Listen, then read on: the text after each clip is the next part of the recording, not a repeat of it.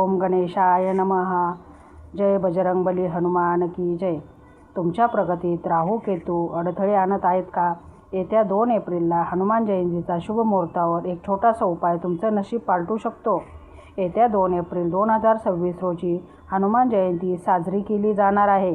या दिवशी हनुमानाची भक्ती केल्याने केवळ शारीरिक शक्तीच नाही तर मानसिक आणि आध्यात्मिक बळही प्राप्त होते. मात्र तुम्हाला माहीत आहे का की हनुमान जयंतीला तुळशीचे रोप दान करणे हे तुमच्या कुंडलीतील अनेक गंभीर दोष दूर करू शकते. चैत्र पौर्णिमेच्या शुभ मुहूर्तावर आपण पवनपुत्र हनुमानांचा जन्मोत्सव साजरा करतो. या दिवशी हनुमानाला रुईची फुले आणि पाने अर्पण करण्याची प्रथा आहे. परंतु यंदाचा हनुमान जयंतीला एक विशेष उपाय तुमच्या आयुष्यातील प्रगतीचे दरवाजे उघडू शकतो. तो म्हणजे तुळशीचे दान. तुळशीला माता लक्ष्मीचे रूप मानले जाते आणि ती भगवान विष्णूंना अत्यंत प्रिय आहे. प्रभू श्रीराम हे विष्णूचे अवतार आहेत आणि हनुमान हे रामाचे निस्सीम भक्त आहेत.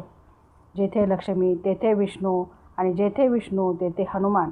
त्यामुळे ज्या घरात तुळशीचा सन्मान होतो तेथे प्रभू श्रीराम आणि हनुमंताचे पाय आपोआप लागतात. नकारात्मकता दूर होते.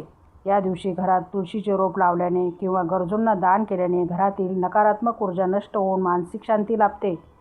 तुळशीचे दान हे प्रामुख्याने शनी आणि मंगळ ग्रहाशी संबंधित आहे.